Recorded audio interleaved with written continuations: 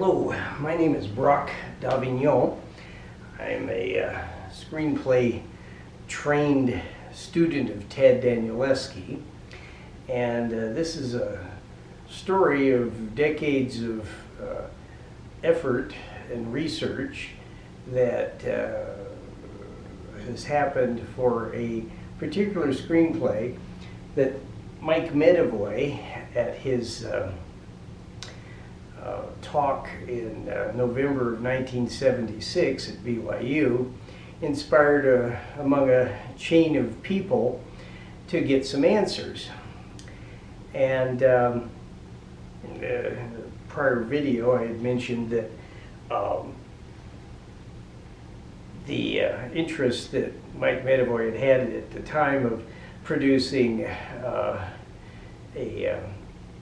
epic of Atlas Shrugged by Ayn Rand, and his interest in New Romanticism created among the 125 members of the Society for Individual Liberty at BYU an excitement that started there and then went many other places.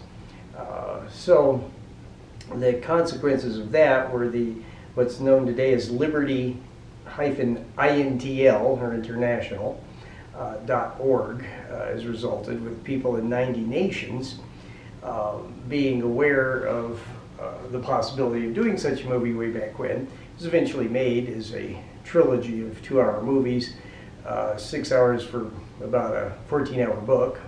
Everyone was reading it, and that was the way that Mike had recommended it be done. But out of this response that I had to his interest in New Romanticism, I convened a outfit called the New Romanticism Research Group at BYU.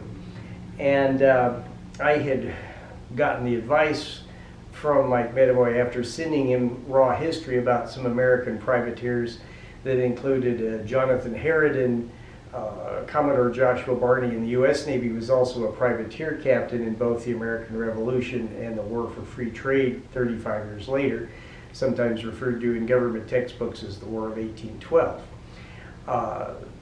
People like Teddy Roosevelt wrote books at the end of the 1800s, the Naval War of 1812, and it was very thin because there was only 23 Navy ships when there were very nearly, I think my number is right, 523 investor-owned privately armed warships that set sail against the British Empire. They captured over 3,100 British ships, which is about the same in 2-3 years what they had done in the longer 8-year American Revolution, with 792 and 64 government ships, be they state navies or continental navy. There were some interesting precedents out of that in Philadelphia there was a Navy ship that was using a press gang to force people onto it as sailors, and an American privateer who was also an erstwhile lieutenant in the Navy clears his decks for action to do a broadside into the Navy ship if they intended to do that, and set that precedent which had never been done before. That fellow sitting on a horse in front of Independence Hall as a bronze statue. But there were a number of people that were young men in the American Revolution that later fought in the War of 1812. And when Ted Danielewski had brought Mike Medavoy, and we responded as young students to this, Mike had given us advice of what to do with this raw history. He had a history degree, and we were all history aficionados. There was a group of about 30 of us there in that. And one was to focus on a real privateer, Harridan, Joshua Barney. There was about 24 that were spectacular individuals. One of which in the War for Free Trade was Thomas Boyle, and I had sent him raw history vignettes from a book in the 1890s, Who Favored Privateering versus a Big Government Navy to Deal with Our Enemies, as we had effectively done the largest naval and military power on earth and defeated them, or fought them to a standstill twice. And that was a fellow named Edgar Stanton McClay in his book American Privateers, and an earlier book that was published in 1856 called by Captain Coggeshall on American privateers, from personal interviews of mostly the War for Free Trade, and a couple of survivors, including that he had talked to as a young man, including Joshua Barney. And these exploits were of timing and nerve and anything that anybody would think of in a rather personal way, as the ships could get pretty close to one another as they were slugging it out. And did so with a lot of innovations. Harridan, for instance, invented what was called the jackass rudder. It was an air rudder on the back of his ship. He also invented a pendulum that as it swung forward, he'd yell fire, and by the time it was perfectly level, the guns would fire, and it would hold the enemy as opposed to firing up in the air or down into the sea. The British never practiced naval gunnery at 42 and larger ships. They had 16-gun American privateers outclassed. But the Americans practiced gunnery, and they did not load their hulls according to the manual, or the Admiralty's manual in Britain, full of rocks or ballast, and they crowded extra spars out. And if they managed to capture an American privateer in a squadron or something, usually the American privateers sailed around each merchant and captured several of them while the Navy ship of the Royal Navy was trying to catch up. And it threw out the ballast and sailed them off, and the British could never understand why they couldn't catch them, even their own ships. So these innovations of free market nature were motivated by paying privateers in 20th of the 2/3 that the crew got. The government ships, the politicians wanted half, and so it left half for the crew. But the free market was 1/3 for the tool providers, which was often women with gold coins that didn't like opium and tea monopolies, or stamp acts to make a government monopoly out of courts when they were used to competitive courts in maritime and admiralty and rural areas.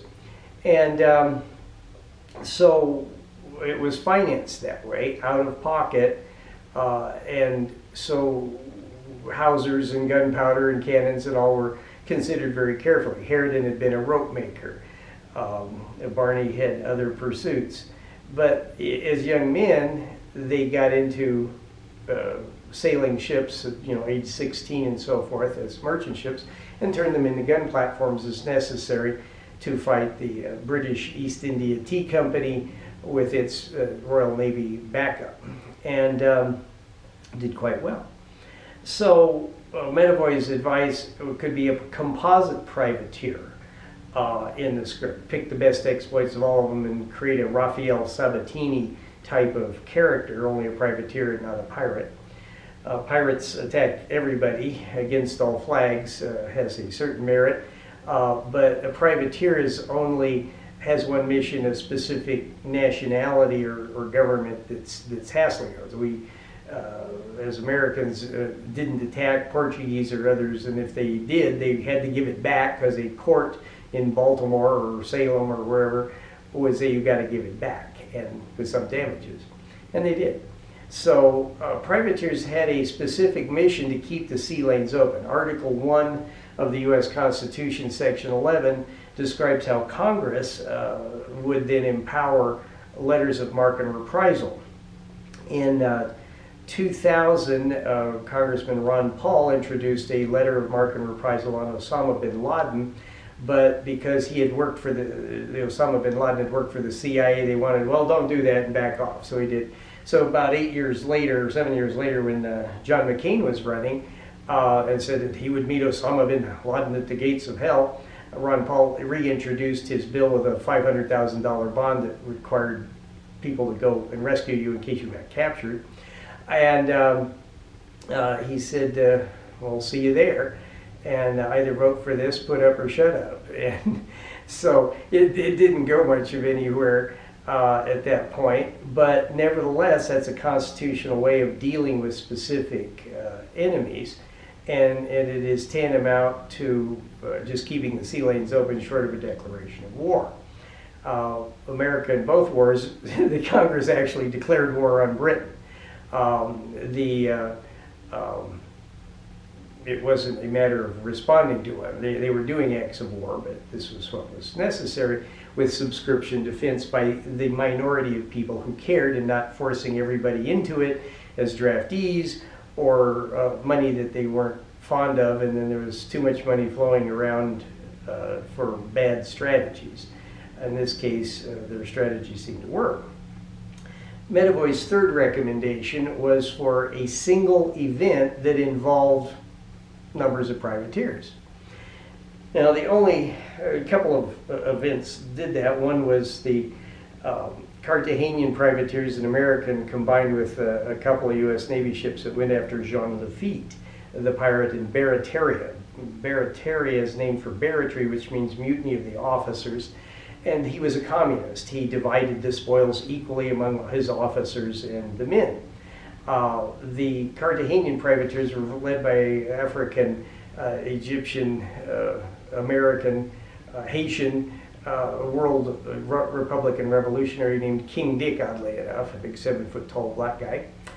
Kenneth Roberts wrote a book that featured him once, and I looked up the real history at BYU at this time, and there was a big burly African-American master sergeant as part of the ROTC, and a Colonel Kalunky that we did further research on him, and he's worthy of a movie in and of itself for his exploits in creating the United States of North Africa, and briefly existed until George Washington's secretary Tobias Lear gave away the victory and signed a peace treaty with the evil Pasha of Tripoli, who had killed one brother, and the other fellow fighting him alongside King Dick was going to set up a constitutional monarchy.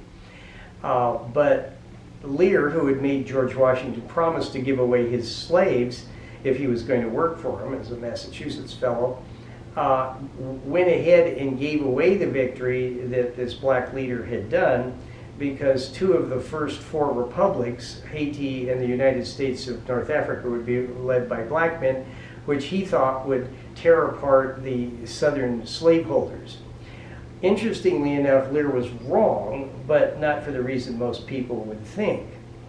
Jean Lafitte escaped later, that was in 1803, in post 1814, it was more or less in 1819.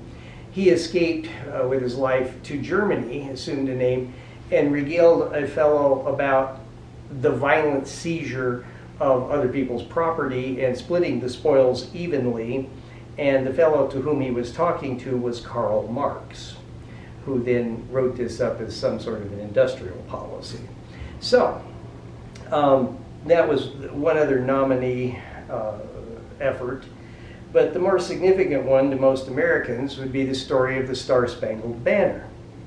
The Battle of Baltimore, after the defeat of and the burning of Washington, D.C., pretty much to the ground, by the British Army. When I had mentioned to one of the SIL members, the vice chair of the organization at BYU, his name was C.W. Jackson, who later became an immigration attorney. And C.W. had a great knack for reading history and telling it in a very funny way. So after I had met with Medavoy and told C.W. this extraordinary interest, and some of the others, Kurt Rowley and Mike Stoddard, some other leaders in the group, I handled some of the media for the group. I was a prime mover in it, but I gave that role to myself. And at this point, I was being entertained by C.W. explaining how the battle went and who by. And this began a long journey of reading very scholarly books that got most of the facts right, but no one of them did, up until some 11th graders many years later. But the rough story that we thought in our meeting the criteria of Ted Danielewski's 77 elements of dramatic form. This has it all. And as any checklist would go against it, it had features. And the various characters in it, there were 22 privateer ships. Thomas Boyle had the fastest ship and captured the most British ships, called the Chasseur, otherwise known as the Pride of Baltimore.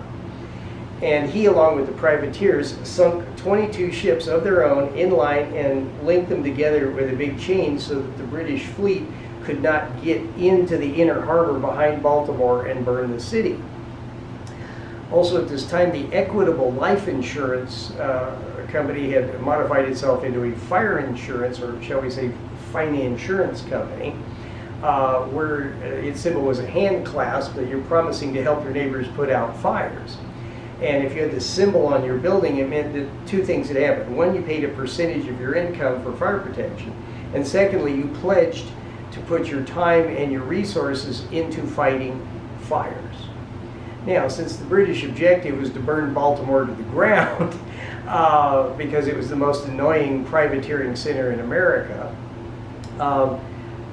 they first had attacked the 5th U.S. Army and the Marines that were there in a long march around and hit it from the back and burned everything down, the Capitol, the White House. But the Marines refused to surrender, and into a kind of a narrow culvert area, depression, they got slaughtered, but they fought just about the last man.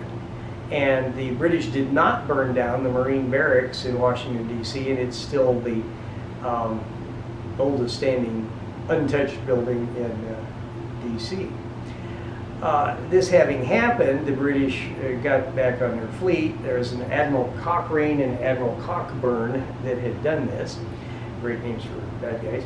And they had some interesting mortar ships that later wound up being icebreakers, and one was recently found in the Arctic as it melted. And the ship, the Meteor, was a huge mortar and would lob bombs that had long fuses on them. Those of us who grew up with Rocky and Bullwinkle know about these from Boris Badenov. CW narrated Neil Swanson's The Perilous Fight to me.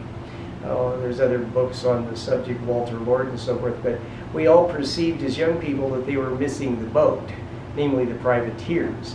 And the way that the Maryland militia under Major General Sam Smith, who had been in the Revolution on the Maryland line, constantly retreating backwards with Washington, but making it very difficult for the British, was friends with Joshua Barney, also a Baltimore fellow. And he'd captured an awful lot of British ships out in the Atlantic. And basically we won the American Revolution because of the privateers and George Washington's retreating tactics, until he was able to pin them with a little help from the French at Yorktown. Now, what's humorous or interesting about this, the elan of the people of the time, the privateer captains and the Major Armistead, who was in charge of Fort McHenry that had no bomb-proof roof over its ammo, powder, and so forth, came to a lady named Mary Pickersgill, and she was asked to create two very, very large storm flags, one larger than the other. And that was for the purpose that those flags would stay up there, and that doing so, nobody would be surrendering. The fort would hold. Now, this fort was not the only point of defense. There was some mud flats south of Baltimore that was turned into what was called Fort Covington, and with some prepared defenses there. The British had excellent maps of the area, but they didn't know there was some defense that would be there. After Washington, D.C. was burned, the remnants of the 5th U.S. Army wandered into Baltimore, and a General Winder, who kept thinking he should be in charge after losing D.C., and the locals said, no, Sam Smith said, well, why don't you go down to those mud flats and you defend those, because they're going to attack that with Royal Marines, and perhaps with some cannons you can blow their longboats out of the water before they even get to shore, and you can take care of them otherwise. And then in Baltimore, up on a height, aiming again south, he convinced the townspeople to tear down their homes on this cliff edge and create a field of fire and use that wood to make wood-lined trenches. And naval artillery fires about a third farther than Army artillery. And so they stripped a hull of the USS Java off of its weapons, but they had plenty of others that were on privateers. And they set these up in trenches, and they used newspapers to advertise the right size cannonball for the right size cannon, and the information got around. This was pretty well defended, and Smith had a high point in the town of Baltimore to look out what was happening, and he set up defenses across the bay where the British could be enfiladed from both sides, and up against the sunken ships blocking the harbor channel, so they couldn't get in and do their get behind you routine.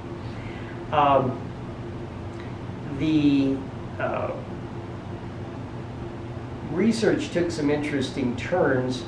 CW had narrated this in terms of people slogging through the mudflats and putting out fuses, the role of African Americans.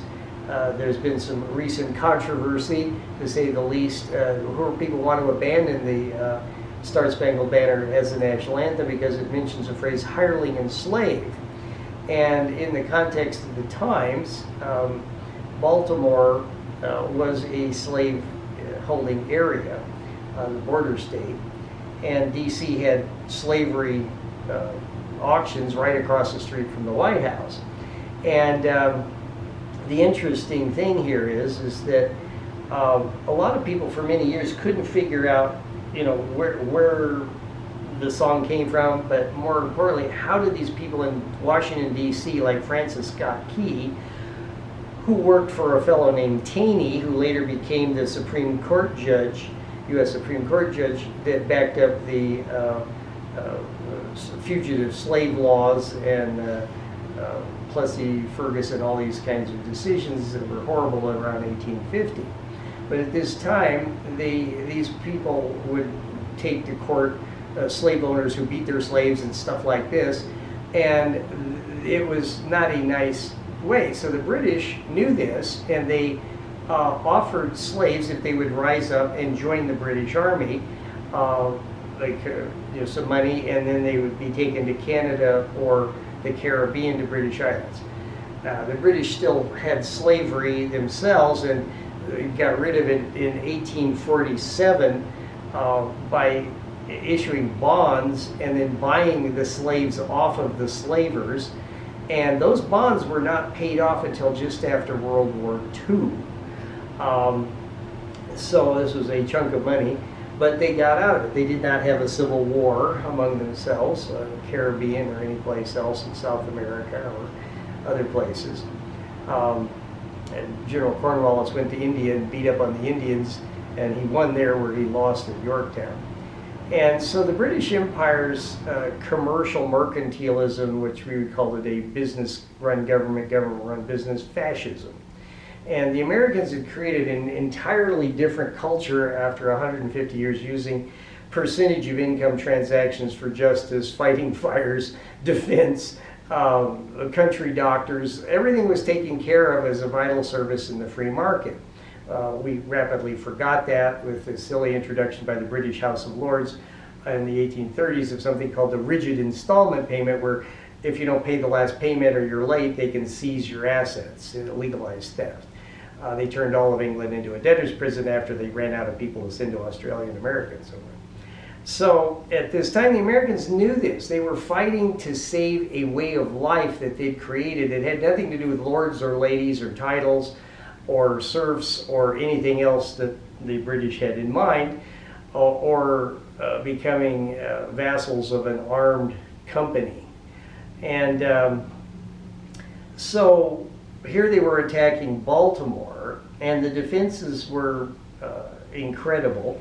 The African Americans half sided with the Americans, whether they put on a U.S. Army uniform or aboard a privateer. In fact, King Dick had himself in 1803 had been a second mate on a Maryland privateer dealing with Tripolitan pirates, which is what got him into becoming the leader of the United States of North Africa. So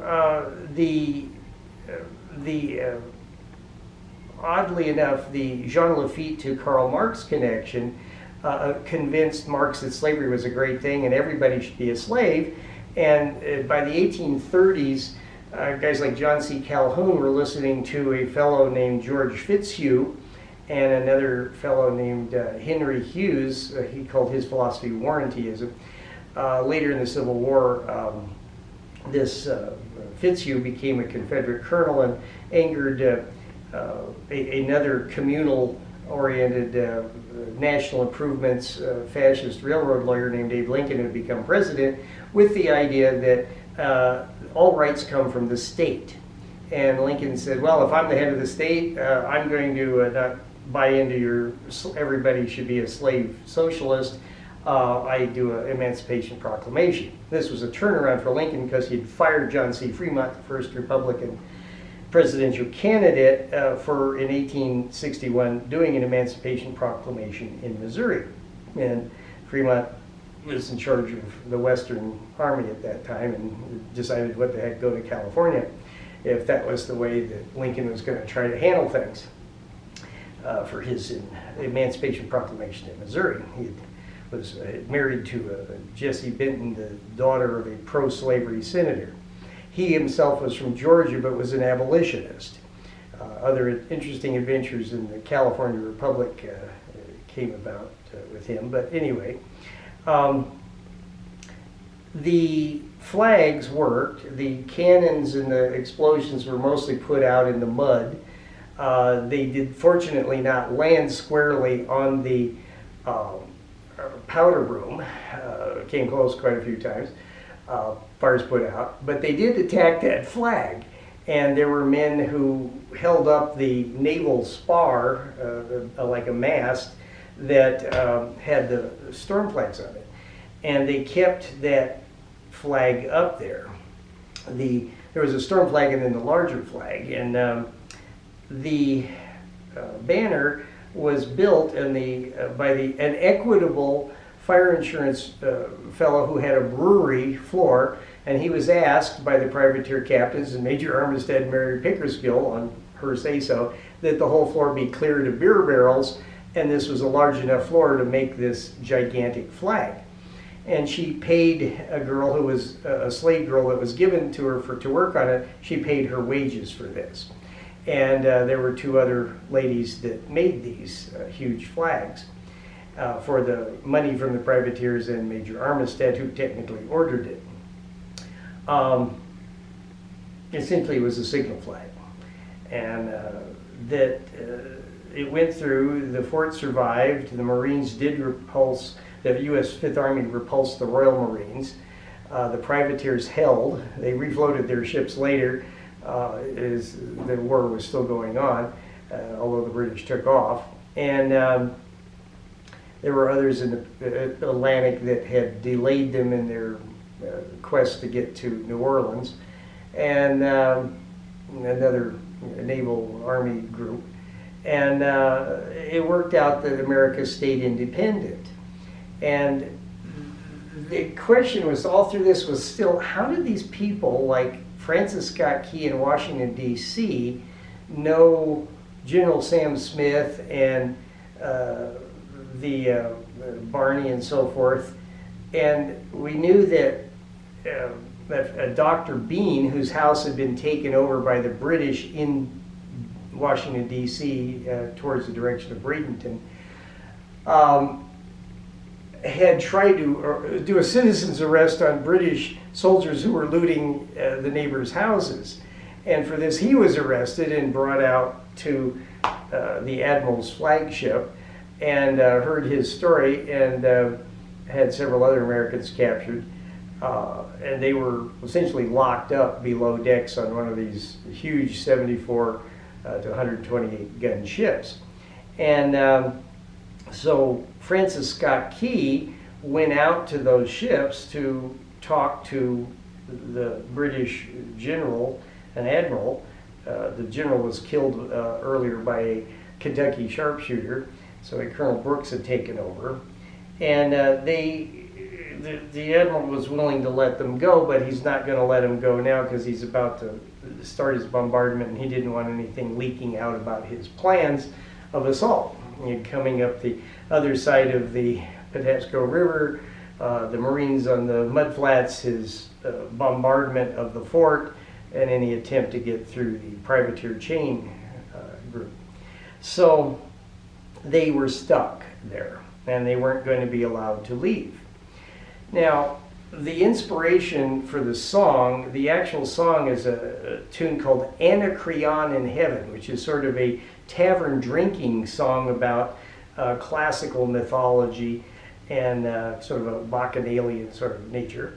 But there was a German who had started poetry and musician clubs, in other words, lyrics turned into songs, as a form of entertainment throughout Europe and in America. And both Washington, D.C. and Baltimore apparently had this. And I had set up a bunch of wanted posters of all of these characters, biggest, portraits, paintings, anything we could find of who these people were. And we wanted more information about it.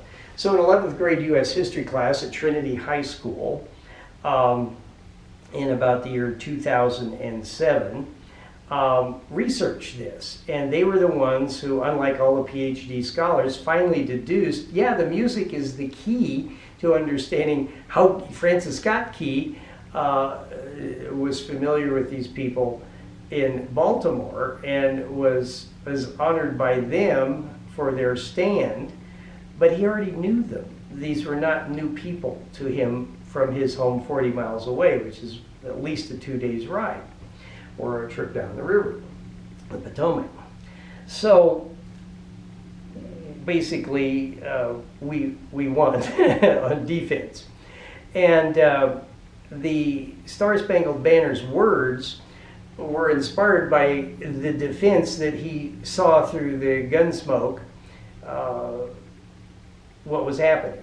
And he had some understanding of Sam Smith. Now, Sam Smith was fought on the mud flats at the mouths of rivers, and as I said, at the Maryland line, and the Pennsylvania line, they were always retreating.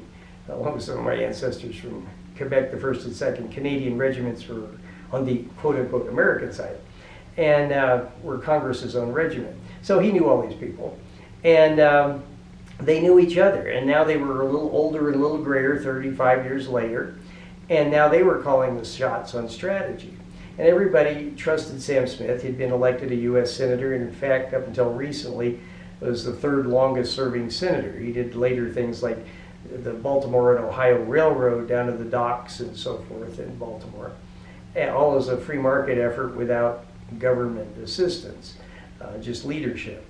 And that's the way these people were. And one of the reasons that the people who are somewhat familiar with the history of the Battle of Baltimore in D.C. was the incredible role that free market newspapers, free market defense privateers, played in saving the government Fort McHenry and telling the British to go away. So this met the criteria that Mike Medavoy had originally given us.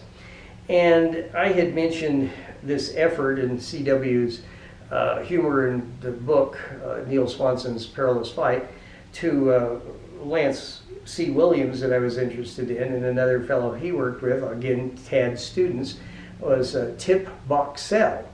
And Tip worked with Lance at different times when I wasn't sometimes on the same project, Housing the American Dream, saving a 1910 Nephi Larson home, and enlarging it, putting it on a foundation out of the way of bulldozers and so forth. And then that became the precursor of all this old house shows. So anyway, Tip had a lot of time to work with Lance on that, and this subject had come up.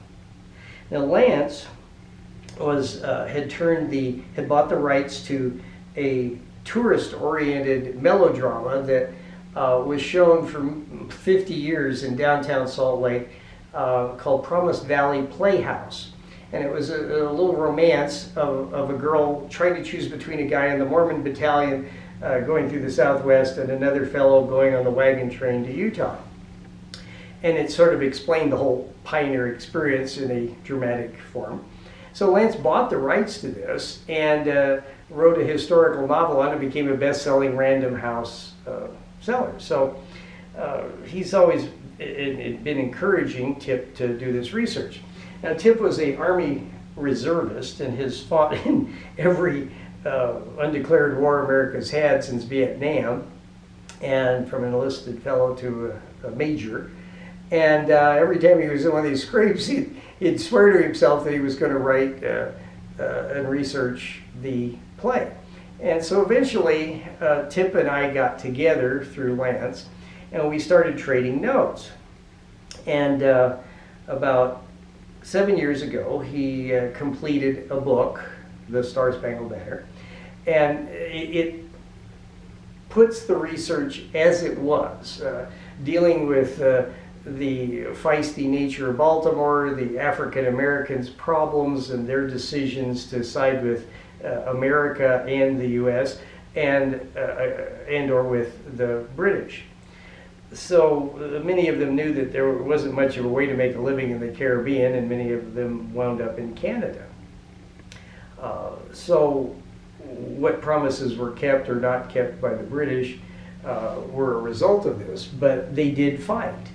And the controversy over hireling and slave is they were making slaves hirelings and mercenaries, which was no real difference in terms of motivation than the privateers were. But privateers and volunteers are a little bit different than those who get a government paycheck, but you got to pay the soldiers and sailors somehow. And if you're forcing taxes and you're forcing people into service, you might as well be the enemy. And that was the attitude and philosophy of most Americans at that time. There was no overriding National Guard. These are militias, and the Constitution was written of a well-regulated militia. And the North Carolina Regulators, the Ethan Allen's Mountain Boys, the Shays Rebellion against currency speculators, and a constitution they didn't get to vote on, all created the Bill of Rights. And part of that was that a well-regulated militia means that the citizenry that are well-armed can shoot at the militia. But in this case, Sam Smith was very popular, and his advanced thinking and his defenses, they thought, would stand a chance against the British, and they would stand with him. And they did, the men, women, at least half the slaves. And it was a remarkable American character, sort of long odds that they might actually survive and not get their city burned to the ground, much less defeat the British Army and Navy and Marines and send them on their way. So such a movie would already have a built-in hit tune and modified from Anacreon in Heaven to the Star-Spangled Banner. And if you read all four verses, you do get kind of an idea of the emotions of the time as well as the logic. So what's happened since is Tip Boxell published his book. He had a little dedication into me. He and I did an agreement that I would take it where he might be leaving off because he was fighting cancer and has successfully done so for a while. And my life has taken some interesting turns in media to create a way that people can talk back to a movie, talk back to a theater with their phone, or talk back to a television movie online. It's two-way theatrical, two-way TV. So I'm convinced that this script, which is still in development, is there. But I wanted Mike Medavoy to know that at one time in 2004, he had agreed that he would trust me to find some scripts that met the criteria of New Romanticism, were quality according to Tad Danielewski, And you know, if they were epic sorts to low-budget movies, he liked to do movies under 85 million. I think the Star-Spangled Banner, if Mike ever wanted to do it, would be twice that, but it would be a great salute to an immigrant to America who loved America through the movies. So I'm very proud of what Tip has done and the quality of his research. I've read all the scholarly books, and his is better. And not because he included a few bits of research of mine. But the high school kids in my own research have made this qualitatively better than any dry history, and has made it come alive in the way C.W. Jackson would have liked to see it. It's an irreverent, impertinent, long odds kind of hero sort of thing. And there are a few anti-heroes, but some real heroes. And heroines, or heroes as you might say, like Mary Pickersgill.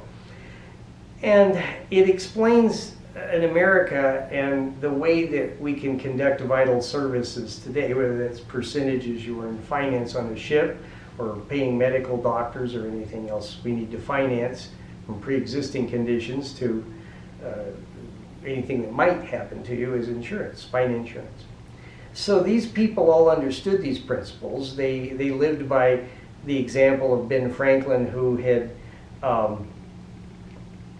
he created first a volunteer fire department, then an insurance company to put out house fires, and then he merged them into a fine insurance percentage of income thing with his pledge to put your time and resources into fighting fires of other people's.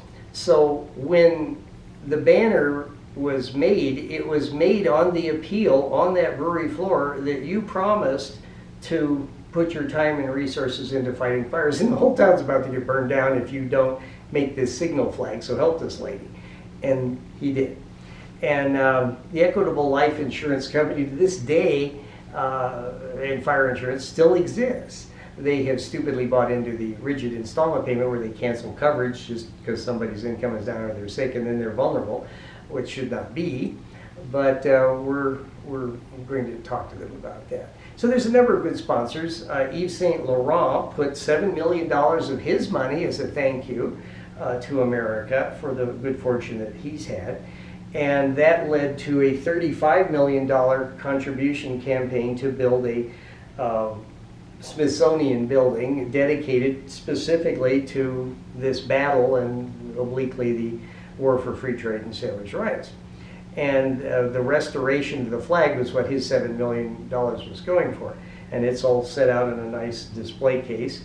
As a boy, I can remember it hanging up in the Smithsonian, quite a bit yellowed, but it's all been restored, what there is of it that hasn't been snipped off from souvenirs many years ago.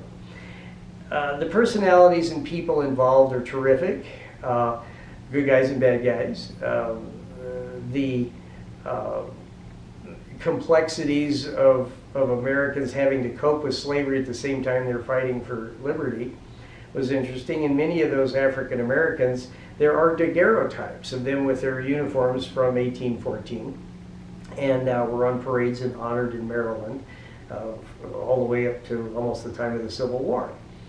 But the world's great battle between Maryland privateers like King Dick and Thomas Boyle, who with some impudence decided after the British said that they were blockading every inlet of America, he issued, after capturing a number of British ships, let the crews go with a notice on their promise to put it on the bulletin board at Lloyd's of London that he was announcing a blockade of every inlet of England. And with the speed of his ship, he could just about do that, and made him think about it on all four corners of the British Isles. So these were incredible people who took amazing risks to defend an idea and a way of life that they saw could be swept away by an army for a mercantilistic government and a bunch of other cultural things that were now an anathema to them. Most of the above Maryland development companies, about 100 of them, Company 100 Associates, ones we think of about Plymouth Plantation in Massachusetts Bay, Hudson, and others, they all specifically, including many of the southern ones, prohibited titles by birth. And that's worked into a later unratified amendment, much like the Equal Rights Amendment for women is now in 1819, that if you accept a title like Esquire, which some lawyers do today, that means you could lose your U.S. citizenship. And it was indeed ratified by 2/3 of the states and should have been entered by the clerk of the Senate into law, just as the ERA was stalled on unconstitutional grounds by a Congress that is unconstitutionally limited itself to 433 members instead of one for every 30,000 people. And these issues aside, there are people today who derive a great deal of love for America that we managed to squeak it by, a second time, and that we should be strong. Unfortunately, they've gone to a government contractor fascist system, which weakens us tremendously because there's an assumption that they're taking care of something, even though it costs 47 times, according to my Aunt Frances, who ran McDonnell Douglas, what the free market would cost for the same function. And she didn't like becoming a fascist because that was the way the government was setting things up, and Congress critters were issuing bonds where 49% or a minority would be forced to pay and back up these bonds or buy them back that were sold at the time for a crisis, be it a road or anything else. And these people didn't have, there were currency speculators, and that caused problems with the backwoods Connecticut and Massachusetts people in particular who'd been veterans, and the government wasn't accepting the Continental script from the Revolutionary War as tax payment. They wanted silver and gold. And even Sam Adams, who was pretty incorruptible generally, thought that anybody who fights against a democracy, should be hung. But he himself had eliminated 41 counties in a snowy time of voting on this Massachusetts Constitution, that after a decade of not accepting these scripts turned around, and the speculators who bought them for 10 cents on the dollar or less would be honored at full price, and these people are being thrown off their farms with foreclosures and so forth for non-payment of taxes. Needless to say, that caused a rebellion. But that's why we have a Bill of Rights. And these people at that time understood a way of life that we have forgotten in systems where health insurance is canceled or the government mandates insurance for pre-existing conditions, but finance is not insurance. And so to cover that, the rates go up 400% and nobody can afford them. And so 130 million Americans still have their pre-existing conditions are still pre-extant. But if you finance them and their income goes up, fine. If you take great risks with a privateership against an enemy shooting at you, same thing goes. If you live through it, or your descendants live through it, they'll get your piece of the action off of entering a prize ship that you captured. These people had a great deal of cooperation. And when I talked with Ted Danielewski about this over the years in its formative stages, he thought that there would be nothing better than to get the true history. As he often said, truth is stranger than fiction, and lends itself to dramatic form in ways that few people would expect. So both Mike Medavoy, who's I guess about age 82, myself at 69, are continuing this research, and as Colin Kaepernick wants to bend a knee in football games because he's protesting the treatment of people today, that's just fine. But he's also been wanting to replace this banner. So the people who support the banner sometimes are nation-state nationalists, as distinct from people who are loyal to the principles of freedom that these people then fought for. And if America had followed the example of the British, certainly in 1847, we never would have had a civil war. But because the privateers that tried so hard at Barataria to get Jean Lafitte, he got away, we wound up with a bloody 20th century with socialism of Soviet Russian nationalism, German National Socialism, Mussolini's version of the same called fascism, was there. And all of these collectivist ideas, including mercantilism, stand in contrast to what these people in Baltimore fought for in 1814. And the echoes, the dim echoes of freedom written into law, whether it's a constitution or forgotten about, and bad systems like rigid installment payments take their place, we can be a little wiser to these things. And whether it's a big Navy or a privateer defensive force, offense or defense, or offensive defense in this case, was what Baltimore did. There's all sorts of tactics, there's all sorts of strategies. But if your foundational principles are volitional science and volitional action, these people had created it. We've forgotten it. And I think that this movie would make us think as Americans as to who we really are. And I intend to do it. If others wish to help, they're more than welcome to, with all of their connections and financing and money. And I'm talking about Mike Medavoy.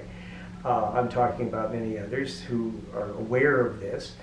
And the script remains to be written. But Tip Boxell did the heavy lifting, and we can finish it in his honor, much less the honor of people from 1814. And for the advice that Mike Medavoy, when we said we'd try to find these scripts, he says they're going to be hard to find. And along with the cultural stories throughout the world about freedom that Ted Danielewski asked us to fight for, if there was one picked from every country in the world, well, I think this one would be America's, as it's truly an American way of saving its government, whether it deserved it or not, or slavery or not. We set things right eventually, and we can still do a better job today. And if people can talk back and talk these issues out, then and now, I think America would be much the better off for it, and so would freedom. So anyway, that was my salutation to Mike Medavoy. I appreciate your influence on me, the New Romanticism Research Group, the liberty-intl.org, and other things from the Olympics that you participated in, and your efforts to be a part of American electoral processes. Outside of governmentality, there is the free market, and there are honorable people in it, and I know Mike is one of those. And it'd be hard to be otherwise if you're not a fan of Ted Danielewski. So we love him. Thank you. Good night.